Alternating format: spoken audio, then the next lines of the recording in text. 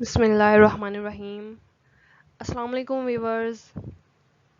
Today we are going to understand the concept of hexadecimal number system and also its conversions from binary to hexadecimal, hexadecimal to binary, hexadecimal to decimal, and the very last one, decimal to hexadecimal.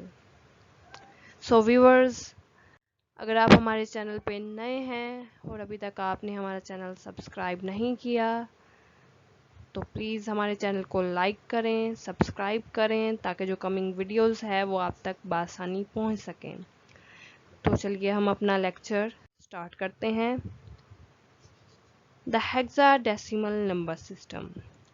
Hexadecimal number system has a base of 16।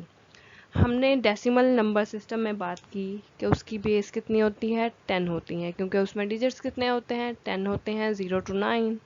और binary में 0 और 1 digits होते हैं हमारे पास, इसलिए उसकी base कितनी होती है, 2 होती है। अब हेक्साडेसिमल नंबर सिस्टम की वो बात कर रहा है कि इसकी बेस 16 है, इसका मतलब है इसमें नंबर भी कितने होंगे हमारे पास, 16 होंगे।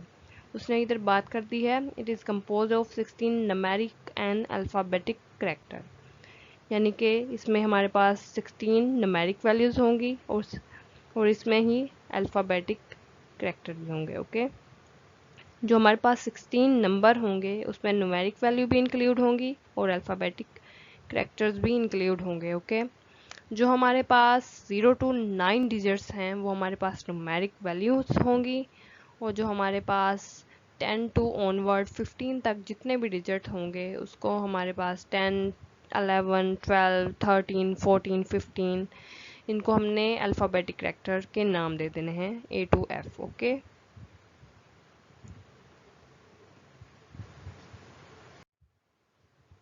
सो table two represent hexadecimal number system. हमने बाइनरी के लिए टेबल ड्रा किया था, सेम ये वही टेबल है। इसमें जस्ट हमने हेक्साडेसिमल का एक कॉलम इंक्लूड करवाया है।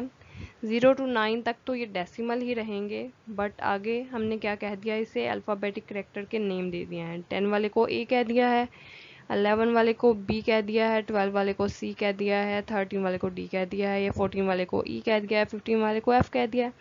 अब जो जो इसके क्रॉसपोंडेंस हमारे पास नंबर आएंगे, आया कि वो बाइनरी हो, ठीक है, हेक्साडेसिमल का 0, 0, 0, 0, 4 0 के इक्वल है और डेसिमल के 0 के ही इक्वल है।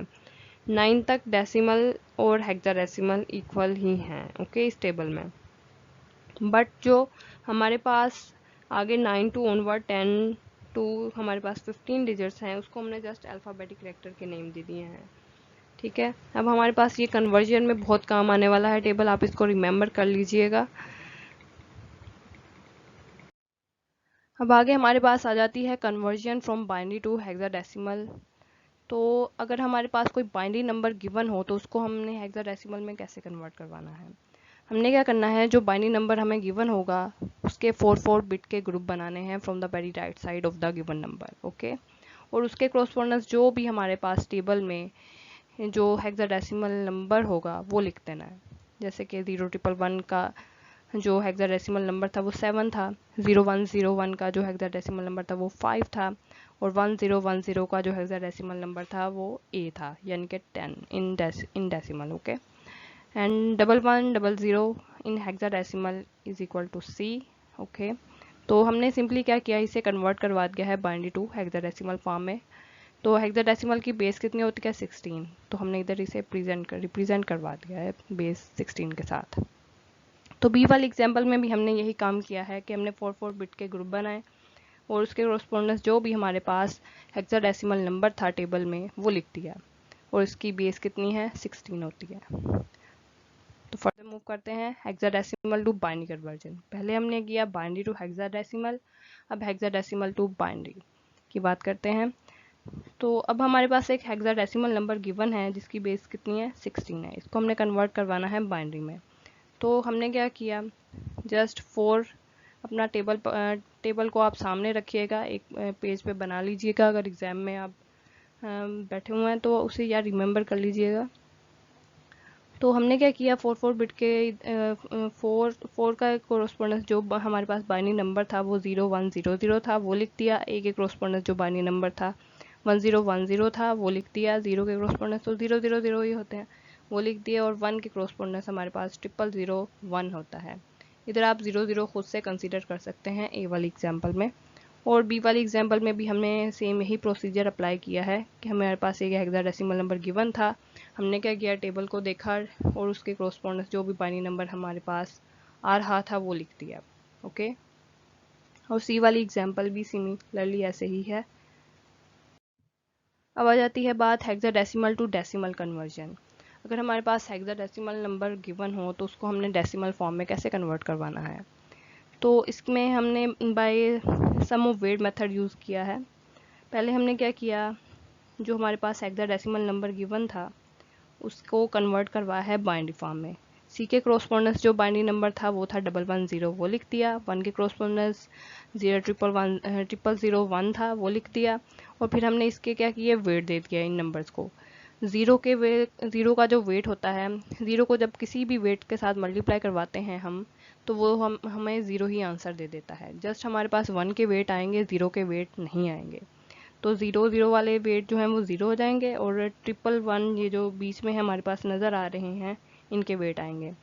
2 0 वाला भी हो जाएगा हमारे पास 0, और 2 1 वाला भी 0 हो जाएगा। 2 वाला आएगा, 2 वाला वेट आएगा, 2 वाला वेट आएगा, वो लिखे हमने।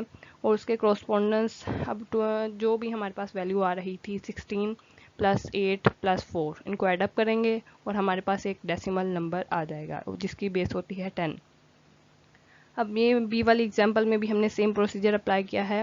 हमारे पास एक हेक्साडेसिमल नंबर गिवन था, इसको हमने पहले बाइनरी में कन्वर्ट करवा दिया। 1 वाली जो वैल्यू थी, 1 वाली जो हमारे पास डिजिट थे उसको वेट दे दिए, 0 वाले तो ऑलरेडी 0 हो जाएंगे। तो और उसके कॉरस्पॉन्डेंस जो भी हमारे पास वैल्यूज़ आएंगी उनको एडअप कर देंगे, देन हमारे पास जो आंसर होगा वो डेसिमल फॉर्म में होगा। ओके, जिसकी बेस 10 होती है। बात आ गई है डेसिमल टू हेक्साडेसिमल कन्वर्जन की। तो हमारे पास एक डेसिमल नंबर गिवन होगा, जैसे कि इधर है सॉल्यूशन, देखिएगा आप 650 हमारे पास डेसिमल एक नंबर है, इसको हमने क्या किया, 16 से डिवाइड करवाया। अब 16 से ही क्यों डिवाइड करवाया, हमने हेक्साडेसिमल में कन्वर्ट करवाना है इसलिए हमने उसकी बेस से डिवाइड करवाया। तो हमारे पास एक फ्रैक्शन वैल्यू आई, जो पॉइंट के बाद वाली वैल्यू थी हमने उससे 16 से अगेन मल्टीप्लाई करवाया, और हमारे पास 10 आया, which is equal to A in hexadecimal decimal form.